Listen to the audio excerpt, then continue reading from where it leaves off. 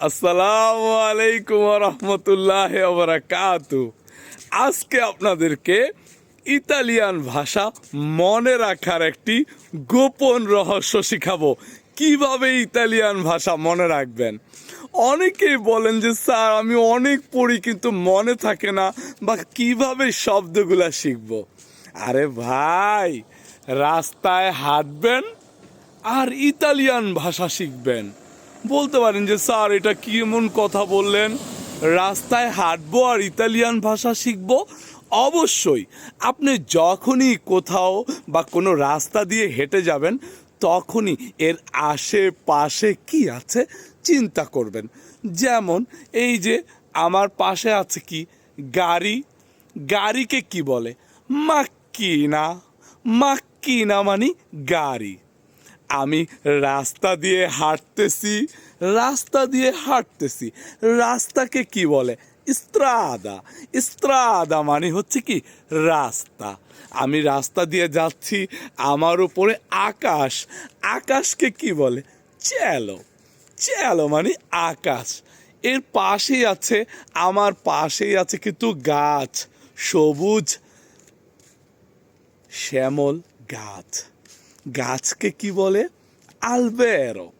আলবেরো মানে গাছ। তাহলে আমরা আশেপাশে যেমন দেখি, এই যে এখানে একটা পার্কিং, এই গাড়ির পার্কিংকে কি বলে? পার্কেজ্জো। গাড়ির পার্কিংকে বলে পার্কেজ্জো। আমি ক্যাপ পরেছি, টুপি, টুপিকে কি বলে? কাপ্পেল্লো। কাপ্পেল্লো মানে টুপি। তাহলে এভাবেই দেখেছেন, এটা একটা কিন্তু গোপন রহস্য যে আসলেই তো আগে ভাইবা দেখি নাই যে স্যার আপনি তো চমৎকার কথা বলছেন। যখন আমরা রাস্তা দিয়ে হাঁটি, রাস্তাকে বলে স্ত্রাদা, গাছকে বলে আলবেরো, গাড়িকে বলে মাক্কিনা, আকাশকে বলে চেলো, ক্যাপকে বলে কাপ্পেল্লো। ঠিক এইভাবেই আপনারা যখন রাস্তা দিয়ে হাঁটবেন বা কোনো কাফেতে যাবেন বা কোনো যেই জায়গায় যান, ওই জায়গার আশেপাশের শব্দগুলো নতুন নতুন শিখতে চেষ্টা করবেন। এখন যে স্যার আমি কোথা থেকে শিখবো, নতুন শব্দগুলো তো আমি জানি না।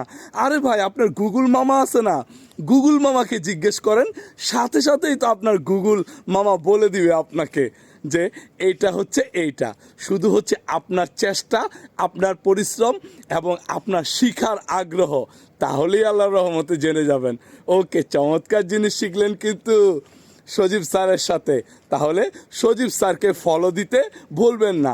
সজীব স্যারের সাথে আরও টিপস জানতে, ইতালিয়ান ভাষা সহজে শিখতে এখনই সজীব স্যারকে ফলো দিয়ে দিন। আপনাদেরকে চমৎকারভাবে সহজে ইতালিয়ান ভাষা শিখাবো।